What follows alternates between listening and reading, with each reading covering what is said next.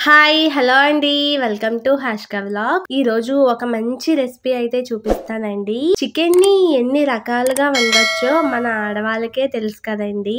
ఇంకా నేనైతే చికెన్ ఫ్రైని ఎలా ప్రిపేర్ చేయాలో చెప్తాను నా స్టైల్‌లో. అరకిలో చికెన్‌కి ఒక పెద్ద సైజ్ ఉల్లిపాయ అయితే సరిపోతుందండి. ఒక పచ్చిమిరపకాయ, ఒక మూకెడు పెట్టుకుని 2, 3 గరిటెలు ఆయిల్ వేసుకుని ఆనియన్స్‌ని బాగా కూడా బ్రౌన్ కలర్ వచ్చే వరకు కూడా వేపించుకోవాలండి. చూసారు కదా, ఇంకా ఇవి బ్రౌన్ కలర్ రావాలి ఇలా అన్నమాట. ఇప్పుడు కడిగి పక్కన పెట్టుకున్న చికెన్ కూడా వేసేసుకోవాలండి. ఇలా వేసేసుకున్న తర్వాత మనం సాల్ట్ యూస్ చేస్తే సాల్ట్, ఇంకా కల్లుప్పు యూస్ చేస్తే కల్లుప్పు ఇప్పుడే వేసేసుకోవాలండి. అప్పుడే మనకు సాల్ట్ అనేది ముక్కకు పట్టి టేస్టీగా ఉంటుంది. నేనైతే ఇక్కడ కల్లుప్పు వేస్తున్నానండి. 1 స్పూన్ సరిపోతుంది. ఇది బాగా కూడా ఫ్రై చేసుకోవాలండి. లో టు మీడియం ఫ్లేమ్‌లో ఒక 15-20 మినిట్స్ వరకు కూడా ఫ్రై చేసుకోవాలండి. ఇలా బాగా కూడా ఫ్రై అయిన తర్వాత ఒకసారి తీసి చూసారు కదా, మనకి చికెన్‌లోంచి వాటర్ అంతా కూడా బయటికి వచ్చేసాయి కదండీ. ఇలాంటప్పుడు కొద్దిగా పసుపు, ఒక 2 స్పూన్ల అల్లం వెల్లుల్లి పేస్ట్ కూడా వేసుకోవాలండి. అల్లం వెల్లుల్లి పేస్ట్ తప్పనిసరి అయితే వేసుకోవాలండి. చాలా టేస్టీగా ఉంటుందన్నమాట. నేను ఇంతకు ముందు వీడియోల్లో కూడా చెప్పాను కదండీ, అల్లం వెల్లుల్లి పేస్ట్ ఎప్పుడు కూర వండినా అప్పటికప్పుడు దంచుకుని వేసుకోవడం వల్ల కర్రీ మరింత టేస్టీగా ఉంటుందని వీలున్న వాళ్ళు ట్రై చేయండి. చాలా బాగుంటుంది.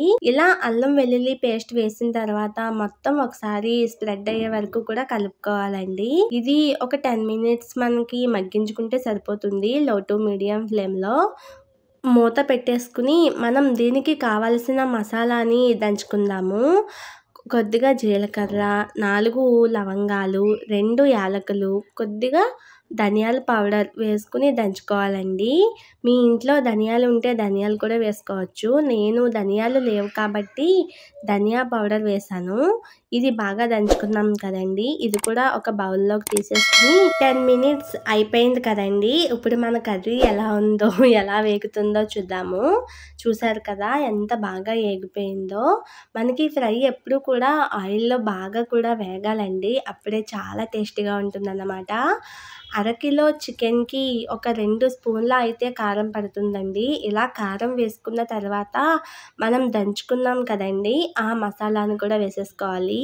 ఇంకా నేనైతే కొద్దిగా చికెన్ మసాలా వేస్తున్నానండి. ఫ్లేవర్ చాలా బాగుంటుంది. ఆచి చికెన్ మసాలా చాలా బాగుంటుందండి. ఇంకా మనకి చూసారా బాగా డ్రై అయిపోయింది కదా, ఇది కూడా ఒక 5 మినిట్స్ లో టు మీడియం ఫ్లేమ్‌లో పెట్టుకోవాలండి. చూసారు కదా, మనకైతే చికెన్ ఫ్రై రెడీ అయిపోయింది కదండి. చూస్తుంటేనే నోరు ఊరిపోతుంది కదా. ఇలా ఒక్కసారి ట్రై చేయండి. ప్లేట్‌లో ఒక్క మెతుకు కూడా మిగల్చకుండా తినేస్తారు. అంత టేస్టీగా ఉంటుందన్నమాట. ఈ చికెన్ ఫ్రైకి రసం కానీ, ఇంకా పప్పుచారు కానీ, సాంబార్ కానీ కాంబినేషన్ చాలా బాగుంటుంది. చూసారు కదండి. ఇలాంటి మరెన్నో వీడియోస్ కోసం మన ఛానల్‌ని సబ్స్క్రైబ్ చేయడం మాత్రం మర్చిపోకండి. పక్కనే ఉన్న బెల్ బటన్‌ని క్లిక్ చేయండి. అలా క్లిక్ చేసినట్లయితే మా వీడియోస్ మీ వరకు నోటిఫికేషన్ వస్తుందన్నమాట. వీడియో నచ్చితే లైక్ చేయండి. ఓకే అండి, నెక్స్ట్ వీడియోలో కలుద్దాం. బాయ్.